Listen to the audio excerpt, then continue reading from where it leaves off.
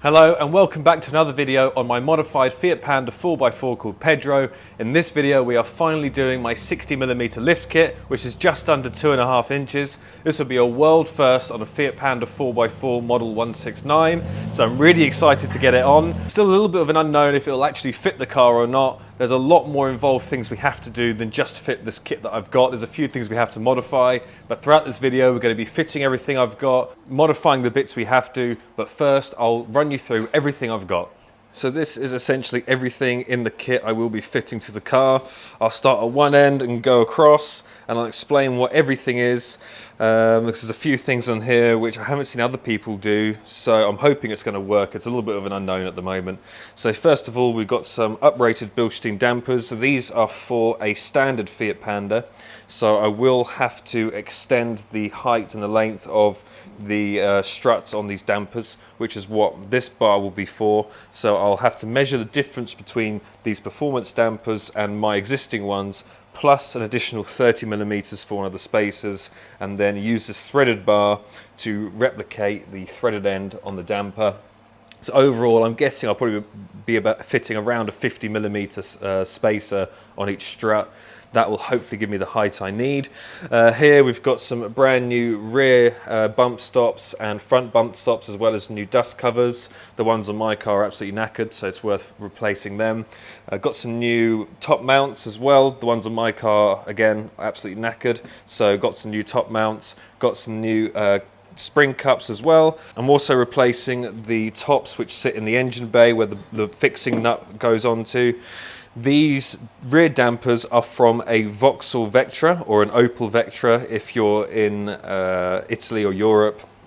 So these are around 55mm longer than the Fiat Panda rear dampers, but importantly they have an eyelet at each end, which means they should fit. The only thing that isn't here, which hopefully will arrive tomorrow morning, is a sleeve spacer, because the bottom bolt mount hole is a 14mm hole at the bottom and a 12mm hole at the top. So I need to get a sleeve spacer to convert that from 14mm into 12mm. That should hopefully arrive tomorrow. Like I already said, these two, this is a 22mm bar, I think, which is the exact same size as the strut piston inside the damper.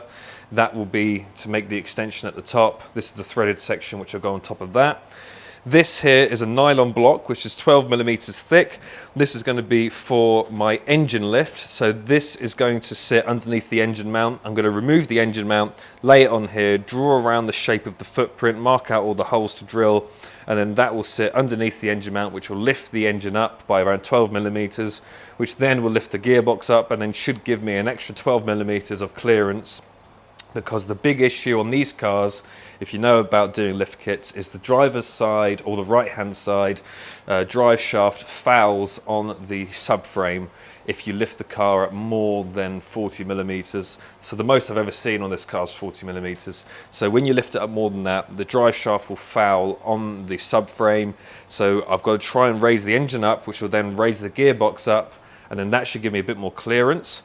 Because I'm going so high, I'm also going to be fitting these, which are custom-made drive shaft spacers. Because I'm lowering the whole car down, the distance between the axle and the gearbox will increase, so fitting drive shaft spacers should help reduce any extreme wear on the joints. The angles of the drive shafts will be at a pretty bad angle, so instead of lasting 100,000 miles, that might only last 50,000 miles, but that is a risk I'm going to have to take. And then moving on over here, I've got some spring cup spacers, which are 30mm, so 2 for the front, 2 for the back. And then I've got some lower arm poly bushes, so the bushes on these lower arms are known to fail very quickly. Mine are just over a year old and they're absolutely knackered. So I've got a poly bush set which will hopefully improve the longevity of them. And then finally we have a set of springs from Rialzi, which are 30mm increases in ride height. So couple that 30mm with this 30mm, that's how we're getting the 60mm. But then going forward from all of this, I'm going to have to modify the subframe to allow clearance for the driver's side or the right-hand side drive shaft. And there's a few other bits and pieces I might have to modify as well along the way. So it's going to be a bit of a trial and error. Like I said, this hasn't been fitted before to a car, to this model of Panda. So this will be the first. If it will work, I'm not 100% sure, but we will find out. We're going to start fitting this now, and we'll finish it off probably tomorrow afternoon. And yeah, we'll see how we get on. So let me quickly explain the issue that we have with the drive shaft. So on the right hand side underneath the car, the drive shaft is extremely close to the subframe here. So I'm about 25 millimeters lifted at the moment. So when I go to 60 mil, there is a high chance that this will be touching the subframe even at normal ride height. So the plan is fit the engine lift block, then we'll measure the difference from what it is now versus once the engine lift has been done. We're going to mark where it's touching, so I think it's touching just on top of the subframe here, and then also this little nubbin on the lower arm. So the plan is once it's marked and then the drive shaft is out and the lower arm has been removed, I'll shave this nubbin away, I'll cut some of the top section away, and that hopefully will give me enough clearance with the engine lift done to fit the 60 millimeter lift. Right, car is in position. You know how Vito comes in here looking all nice and busy. What's the clearance? Saying we're about 32, 33? 32, 33 mil. Okay, that could work. So once we fit the 12 mil spacer underneath this engine mount here, we should gain another 12 mil on top of the 32. So we should get around 44 mil of clearance. So that should be enough. Couple that with the modifying of the subframe and the lower arm, it should all work. So now we've got to remove the expansion tank, remove my oil breather pipe, remove this engine mount, mark it out on the nylon block and cut it out.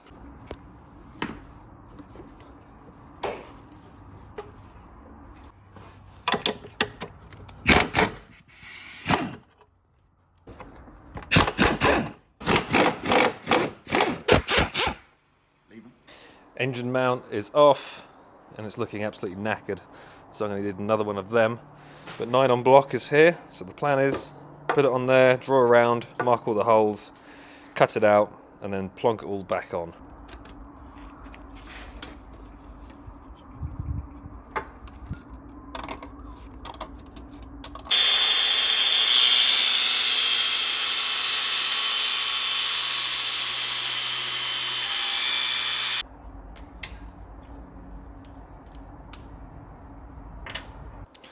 So I think what we're going to do is make little platforms for each bolt hole instead of trying to cut out around it, because there's a section of rubber which sits inside a little cutout in there, so that'll make it a bit difficult to make one the whole kind of shape of the platform. So we're going to make little spacer blocks for each one.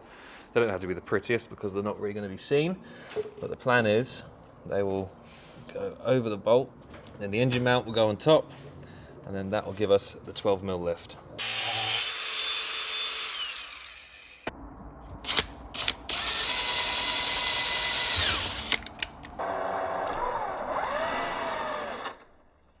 So they're all done, they're all on. The only thing we're a bit worried about is the amount of threads sticking out, but that should be okay. So I've also copper slipped that because that looked a bit nasty. So time to put it back on, bolt it all back up, and then we'll measure the new clearance from the subframe.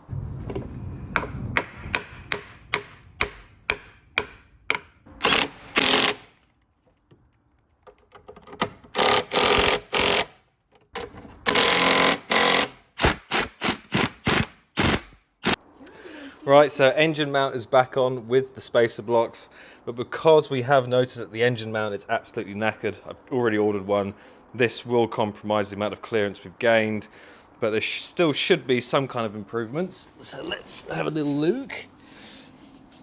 What are we at? Oh, okay, that's like 37, 38. 38.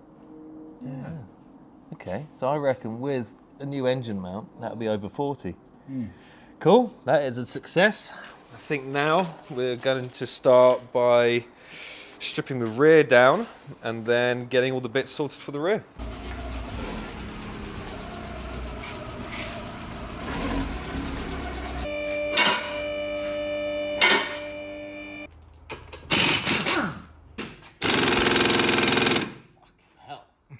Also, the bumper is off at the rear because it's getting repaired and painted by my painter Matt.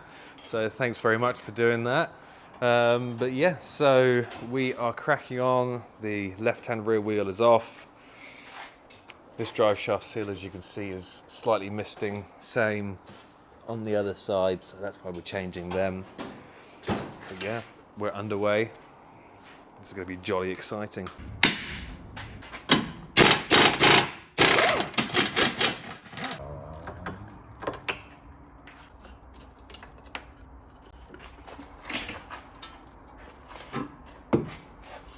So the whole hub assembly is now off on the left-hand rear side. The plan is, where there's a little nubbin on the clip, we're going to just notch a little bit out of the rear swing arm so that it just makes it much easier in the future to get the rear drive shafts in and out. So I'm probably going to go through drive shafts a lot quicker now that I'm doing this lift kit, and also drive shaft seals as well. So we're going to notch that out, slide this bad boy out. This is where my new drive shaft space is going to fit. So at the rear it's 10mm, so it's probably going to sit around here. And that'll just help with the overall length because I'm lifting the car up so much. So yeah, that's what we're going to do.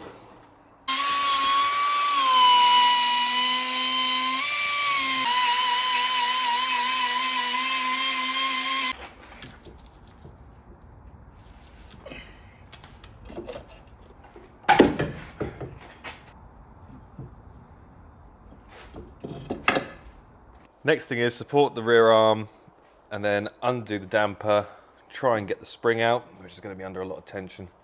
And then we can start building this corner up.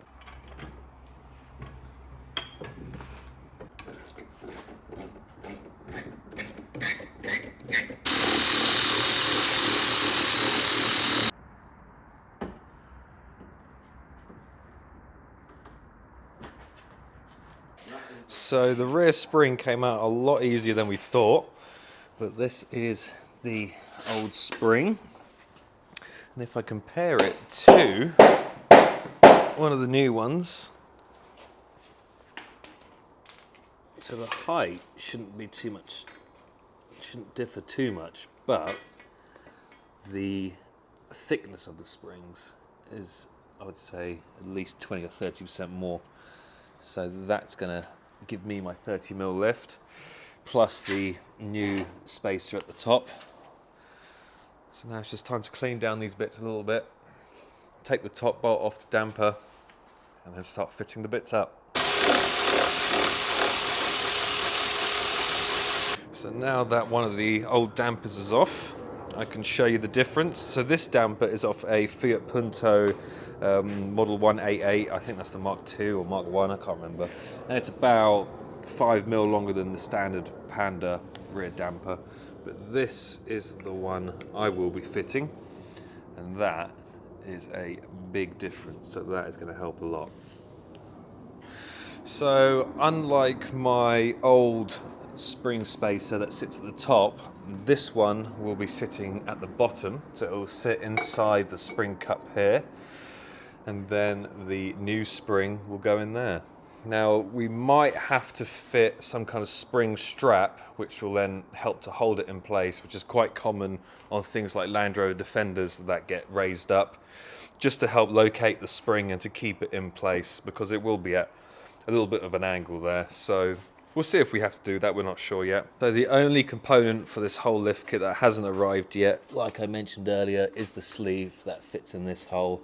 But it should be here tomorrow and then we can fit it. But for now, we're just gonna put a bolt in. Even if it's wiggling around, at least we can get it mounted up and see exactly where it wants to sit and to see if it's gonna work or not.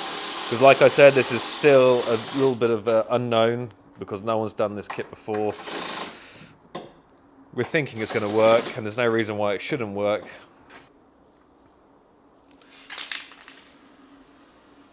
So the big question is, how are we going to compress that spring enough to get it into there? That is going to be the hardest part of this whole rear lift kit section, because Even fitting them springs before was a nightmare. Now we're fitting stiffer springs with a bigger spacer.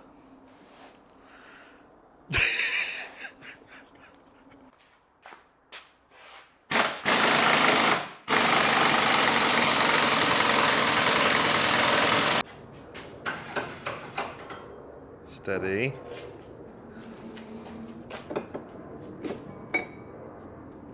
Oh. Just don't push down the arm. Go on, get so close. Right. Okay. Okay. Yeah. Okay. All right.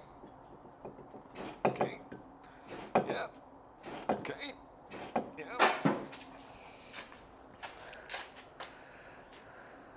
That's kind of in the right place. So, not that I don't trust Jezza or anything, but there's a great reason to have this zoom lens.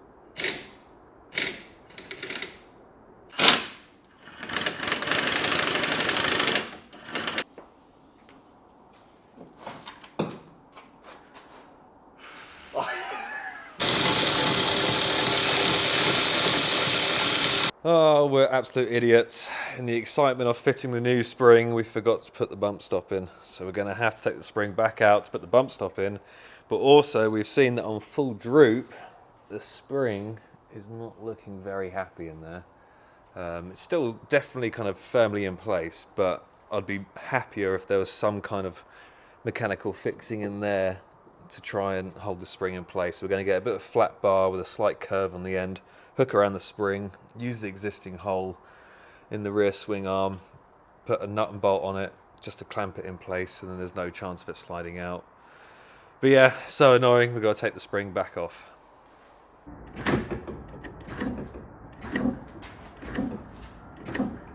So we're now making a little clamp that's going to sit at the bottom of the spring to try and keep it in place.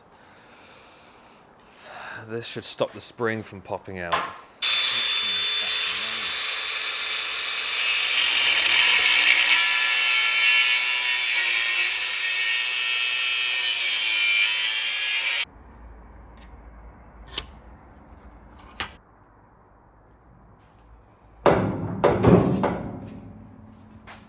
Nice.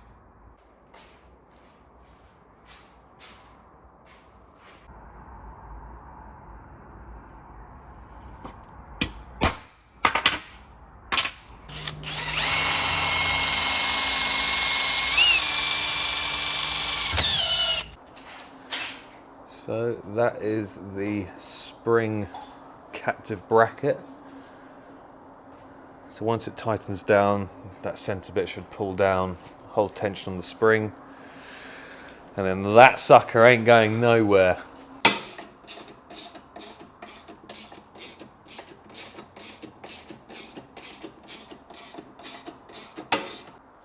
That is now on and fits perfectly. So now we've got to raise it up and make sure it holds it in place.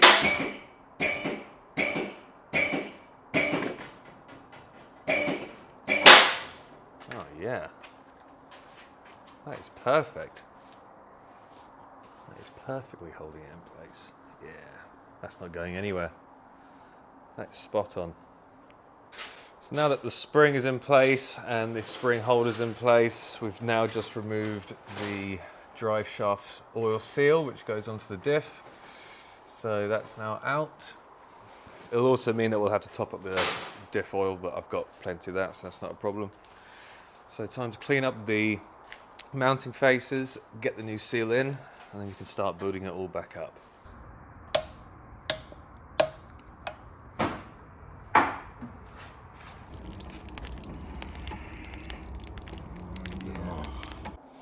So the drive shaft has been repacked full of grease. This CV gator got damaged when we removed it, so we've just put another one on and we've repacked that joint with grease, and it's just about to go inside the car. But while it's on the bench, I will show you where these custom drive shaft spacers go. So that will slide onto this end, and that cup will match this chamfered edge there. So that will go on there, and that will just give us an overall longer length because we're lowering the car so much. So hopefully, Raising the car. what did I say? Lowering the car. Because we're raising the car so much. So hopefully that will compensate for some of the extra travel that we're getting. Oh yeah, yeah, we're in. Right, drive shaft spacer is on. We have checked it and it just clears the ABS ring, so, or ABS sensor. So yeah, time to put it back on.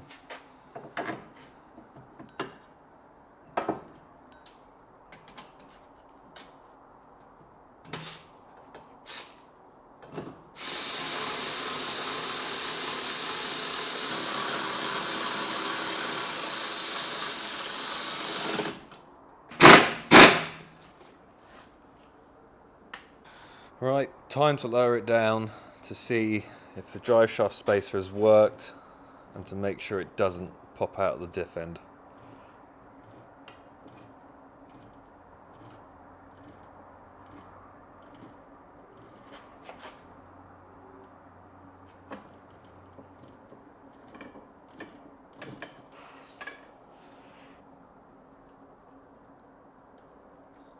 Loads of room. Ow. Is there actually loads of room? Yeah, I can't feel it, so. I mean, that is at full droop, isn't it? Which I wouldn't be at No, very often. no. Well, there, you can feel it there. So you're close. You're starting to come out, but any more than that, it would pop out. So you can see it with it all bolted up now. The difference of height between the two is definitely noticeable. That's going to be brilliant.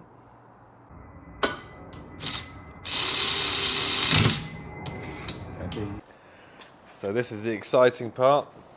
We're going to put the wheel back on, and we're probably going to take it off again at some point. We're going to put the wheel back on now, lower it down, and then we can see the difference between my current lift kit and the new lift kit. And already, you can see a huge difference there. Jeez.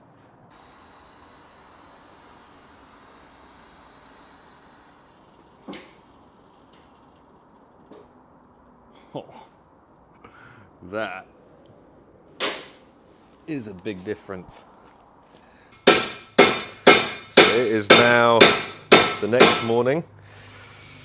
That side is pretty much complete. I have marked out on the front where I need to try and relieve some material. So yeah, while Jamie's doing that, I might start doing some other bits on the car.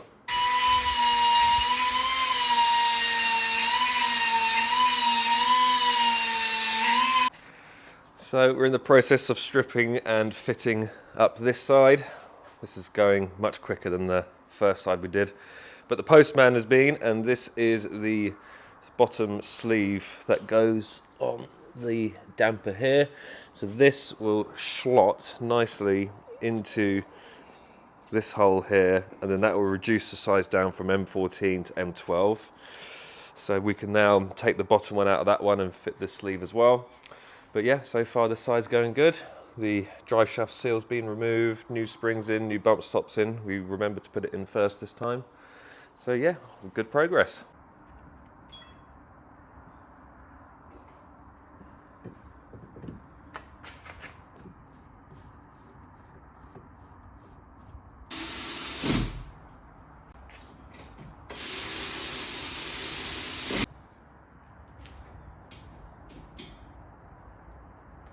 So the right hand side now is all done.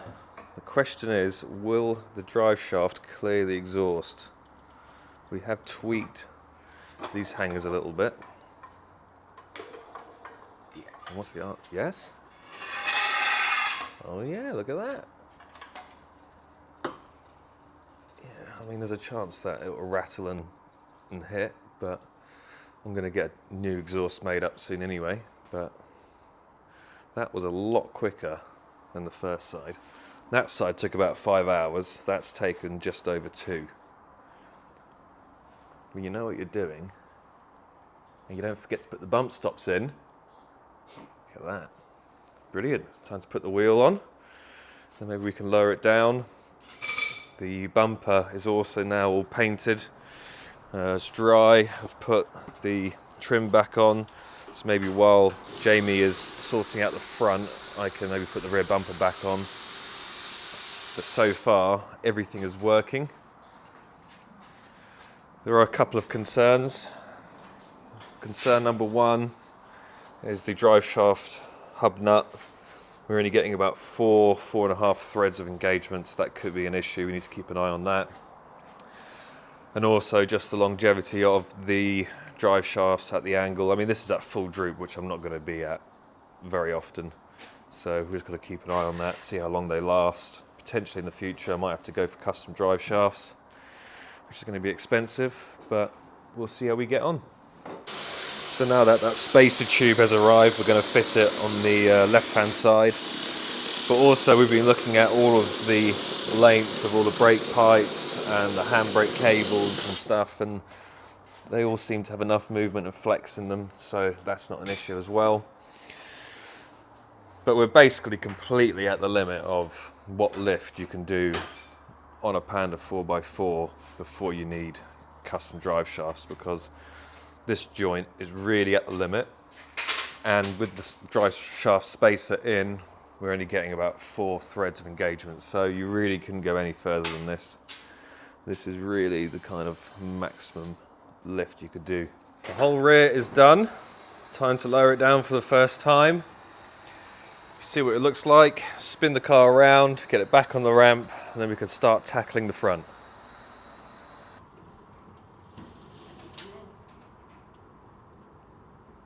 So I was going to show you what it looked like with just the rear lifted, but I've decided I'm going to make you all wait until the front's done as well.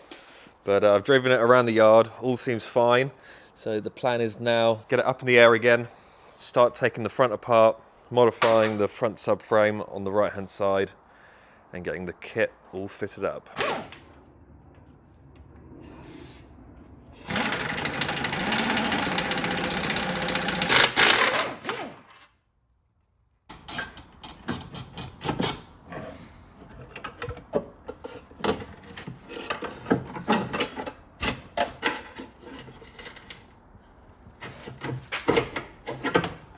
There we are. And you can see this major problem that these have. It's just there's not a lot of support there at all, and they just rip themselves to shreds. When I first fitted it, I pumped the gaps with some seam sealer, which definitely helped, but not great. So the plan is with this, replacing this bush and this bush with a polyurethane one, and then here, where it's been touching the drive shaft, I'm going to shave all of this area down. It should give me another maybe 5-6 mil of clearance. But we have got a problem. My current lower arm, this ball joint, is absolutely knackered. You can see the rusty water has been oozing out there of a split in the boot, and this is just absolutely gone. So luckily I found some. I can pick it up in the next half an hour, so I'm going to rush out and get that. This drive shaft, which I've known this has been a problem for a long time, is absolutely knackered. So luckily I've got a replacement joint for that.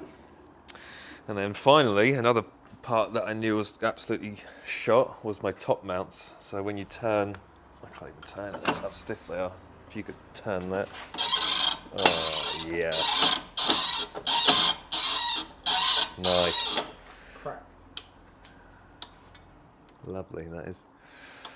Right, so Jamie's going to continue stripping this stuff down. I'm going to rush out and get the new lower arms and then get back. That was very lucky. Got the last 2 that are in stock. So just pick them up. I'm going to drive back to the workshop now. Then we can get cracking on. So I'm back with the new lower arms. Jamie is currently stripping one of my old damper assemblies down, so we can measure the strut, compare it to my new ones, and then Nathan, my engineer, can make up our strut extensions. So, time to get these on the bench, and I'll start grinding some metal away.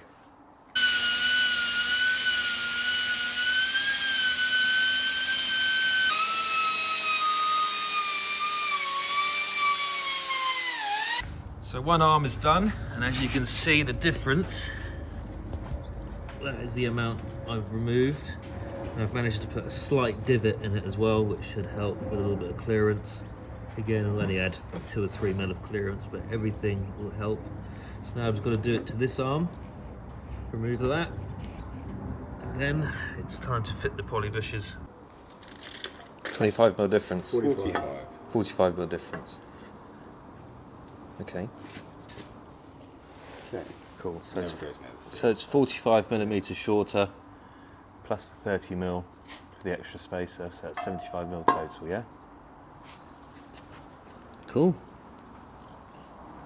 Thanks, Nathan, my engineer. So 75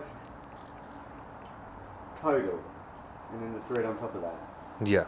So I'm doing a sleeve 75 mil long Mm-hmm. with threads each side of it. Mhm. Yeah. I think the threads are roughly 45 mil or 43 mil sticking out. But it doesn't have to be exact. We can come back to that detail. So how fat is your bottom? Exactly the same as that. Okay, so then that will sit on top and bottom out on that, but up here. Yeah. The new piece.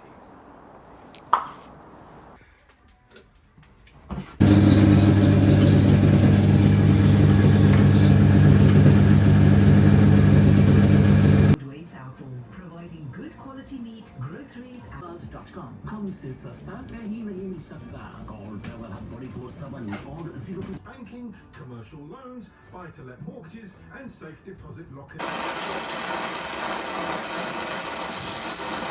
Either cherry red is what we want.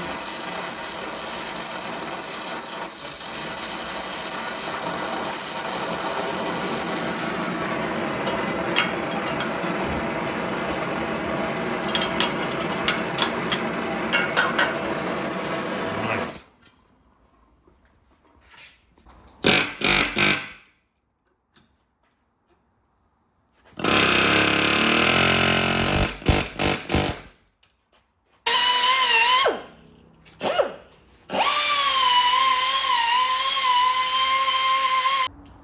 You shouldn't have to rush out the car so fucking long.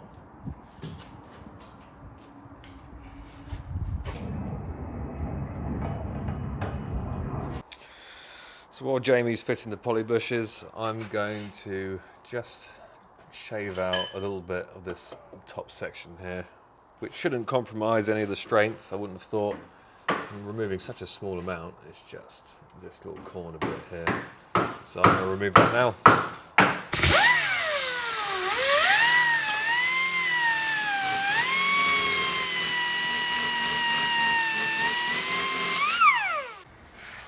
So, as a guessing point, I would say that should be enough. So all I've done is just linish out a little bit off this edge. Still left a very small...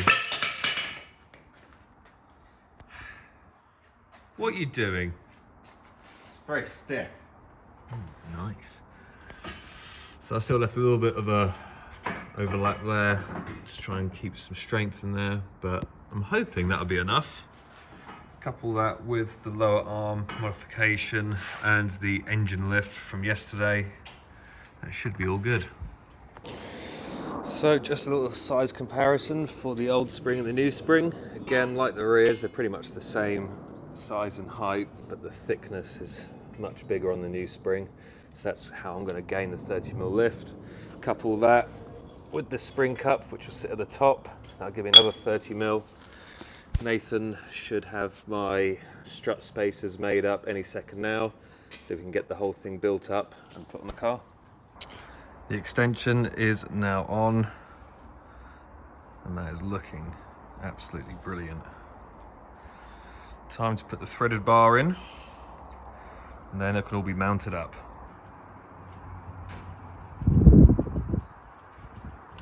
That should be enough.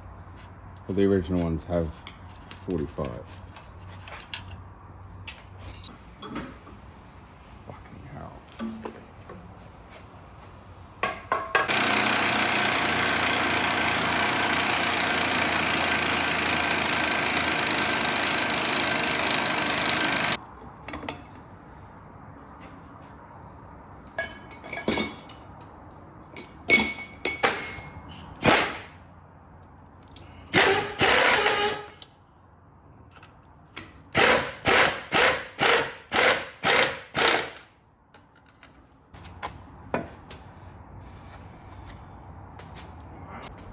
Yeah, so it's a lowered shock as well. Right, I need some more nuts. Now that the first front damper was all together and ready to go back on the car, we started to reassemble the front end. But because the rear section of the lift kit took a little bit longer than we were hoping, we were quickly running out of time we had available on the ramp. So we quickly bolted the front end back up with the new lift kit to see if it would work.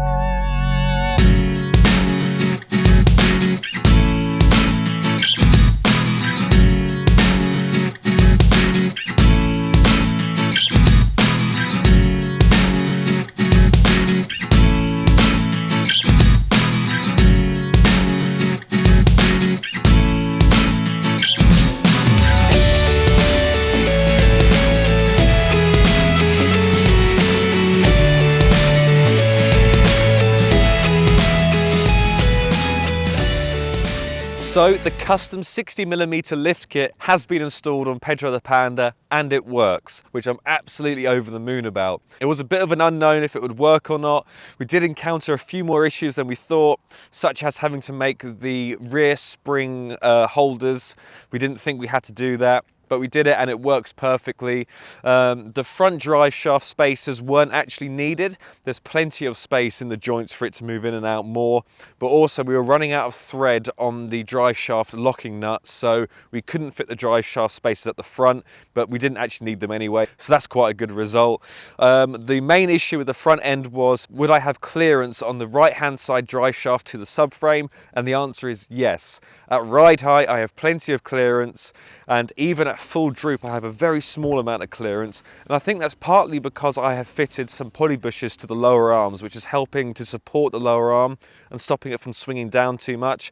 I still have plenty of movement in the front suspension, but couple that with the engine lift, with the modifications I've done to the subframe and the lower arms, I now have around 3 mil of clearance even at full droop, but normal ride height I have just under what I had before, which is an absolute result considering I've now lifted at 60 mil and before I was at around 25 mil. So that's a real bonus. But if we look under the car now, you'll see that the kit is on and I have plenty of clearance there. That is not an issue whatsoever, which is a real relief. The poly bushes are in. You can see the rear one there. They're slightly thicker than the originals, like I've just said. So I think on full droop, that's holding the lower arms off very slightly, which is helping to give me some extra space on full droop. But if we come around here and have a look underneath, you'll see the spring spacers there. The spring lifters are here. The Bilstein performance dampers are on as well. And if we go around the back, you'll see that everything is on here. The rear spring brackets are on and they are holding it in nicely. And even the rear drive shaft angle at ride height really isn't as bad as I was expecting. I thought this could have been an issue, but it's not. And at full droop, the angle is a bit nasty, but like I said, even if it lasts me 50,000 miles instead of 100,000 miles, it's a risk I'm willing to take to be able to have the extra clearance on the car. And the result is absolutely brilliant. You can see the difference straight away when you're looking at the car. The ride height is huge now. I'm really happy with it. This is a world first on this model of Fiat Panda 4x4. I'm also going to list everything I've used in the description below, which will include things I bought off the shelf and also the items I've had to either have made or had to modify. I think it's going to be a great improvement. Very soon I will be taking Pedro the Panda on a European road trip to Andorra, which is going to be really exciting to do. This will be the first time I've taken Pedro the Panda on a European trip, so I'm really looking forward to that. That's going to be great fun. but I think that the 60mm lift kit is going to really help things off-road, and it's actually helped the drivability of the car, because now the setup's slightly stiffer, the car feels a bit more stable compared to what it was before. So it's an overall win-win situation. So that concludes my video on lifting my Fiat Panda 4x4 by 60mm. Like I said, this is a world first. No one else has ever done that before. So thank you very much for watching. I'm really happy that it's worked out, because I wasn't too sure if it was, but it has worked out brilliantly. So if you like the video, please give it a thumbs up, comment your thoughts down below, and if you've got any other ideas for modifications I could do to Pedro the Panda, also let me know down below. Subscribe to this channel, because I'll be doing plenty more videos on the Fiat Panda, and like I said, I am doing a road trip to Andorra very soon, so that's going to be really exciting. If you want to keep more up to date with what I'm doing, think about following me on Instagram, which is the Panda 4x4. But yeah, thank you very much for watching. I appreciate it, and I'll see you in the next one.